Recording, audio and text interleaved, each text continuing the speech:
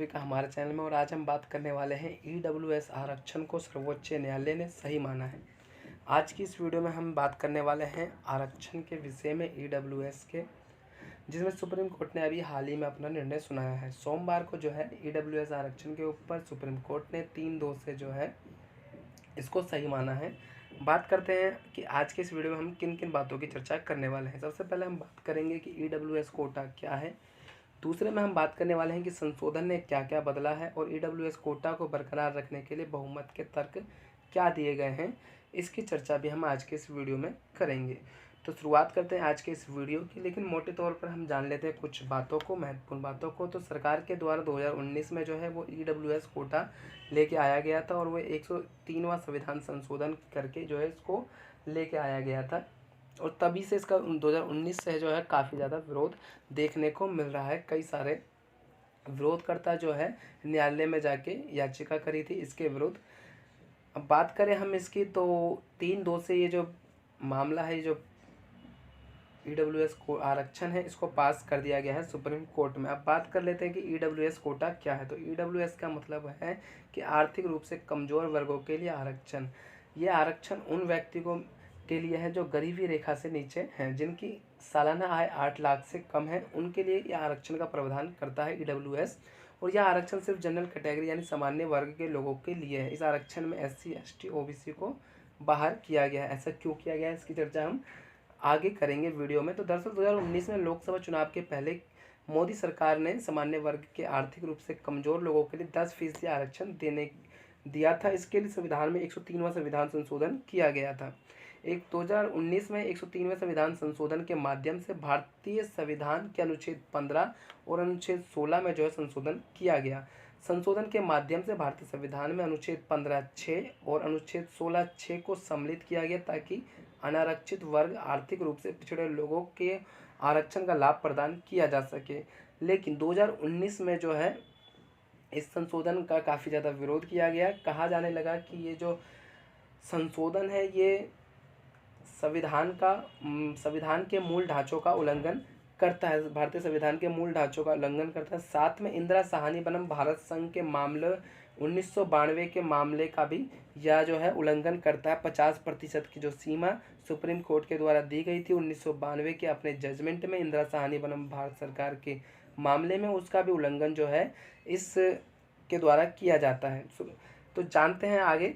तो याचिकाकर्ता का एक मुख्य तर्क जो था वो ये था कि सरकार द्वारा आर्थिक रूप से कमजोर वर्ग ईडब्ल्यूएस के लिए लागू किए गए आरक्षण प्रावधान सर्वोच्च न्यायालय द्वारा लागू की गई 50% की सीमा का उल्लंघन करते हैं, जो कि इंदिरा साहनी के मामले में अपना जजमेंट सुनाया था। सुप्रीम कोर्ट के द्वारा जो है सर्वोच्च न्यायालय के द्वारा कहा गया था कि आरक्षण सही है, लेकिन किसी भी 50% से जो ज़्यादा आरक्षण जो है वो मना है। इस 50% से ज़्यादा आरक्षण जो है वो कोई भी सरकार नहीं कर सकती।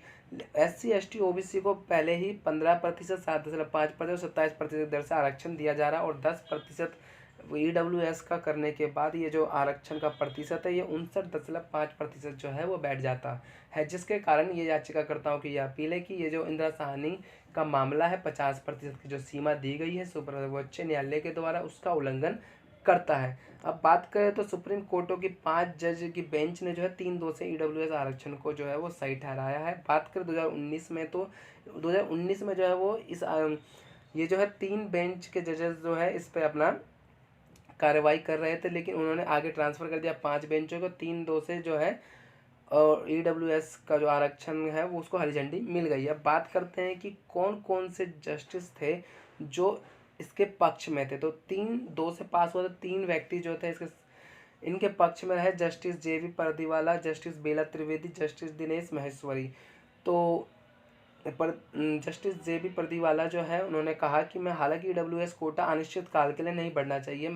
ईडब्ल्यूएस कोटा को उन्होंने सही माना, लेकिन अनिश्चित काल के लिए बढ़ना नहीं चाहिए, यानी एक समय सीमा होनी चाहिए कि इतने वर्ष के बाद जो है ये कोटा आरक्षण का जो प्रावधान है वो ख़त्म किया जाए। और बेला त्रिवेदी कहती है हमें समानता का ख्याल रखा है। क्या आर्थिक कोटा आरक्षण देना एकमात्र आधार हो सकता है, क्योंकि आर्थिक आधार पर कोटा संविधान के मूल भावना के खिलाफ नहीं है, क्योंकि आर्थिक के आधार पर अभी तक किसी भी प्रकार का कोई भी आरक्षण नहीं दिया गया था। जस्टिस दिनेश महेश्वरी कहते हैं कि SC ST OBC को जो इनसे बाहर रखा गया है, यानी EWS के कोटे से जो बाहर रखा गया वो इसलिए रखा गया है क्योंकि पहले ही उनको आरक्षण दिया जा चुका है, चाहे फिर वो अमीर हो गरीब हो। ये जो आरक्षण मिल रहा है ये 50% बचे हुए व्यक्तियों को दिया जा रहा है EWS कोटा, इसीलिए ये जो है संविधान के मूल भावना के खिलाफ नहीं है। अब बात करते हैं, दो जज जो हैं वो इसके विरोध में अपना मत दिए। सबसे जो उनमें से एक रविंदर भट्ट और दूसरे थे यू ललित। आरक्षण की सीमा पार करना आधारभूत ढांचे के खिलाफ है। आरक्षण देना कोई गलत नहीं, लेकिन EWS आरक्षण भी SC ST OBC के लोगों को आरक्षण मिलना चाहिए। चीफ जस्टिस यू ललित ने कहा कि EWS के खिलाफ अपना फैसला सुनाया। उन्होंने कहा कि वह जस्टिस भट्ट के निर्णय के साथ है और इस तरह EWS सुप्रीम कोर्ट 3-2 से पास हुआ। और रविंदर भट्ट के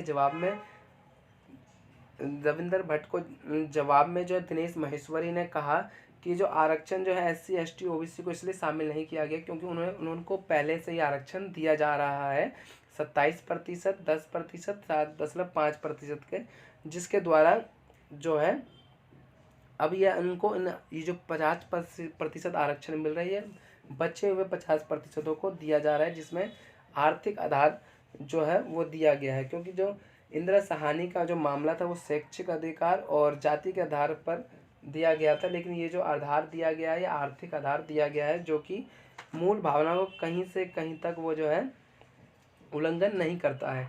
तो यही था आज की हमारी वीडियो, जिसमें हमने बात करी कि EWS को जो है सुप्रीम कोर्ट के द्वारा हरी झंडी दी गई है। अगर आप हमारे चैनल पर नए हैं तो चैनल को सब्सक्राइब और वीडियो को लाइक ज़रूर करें। धन्यवाद।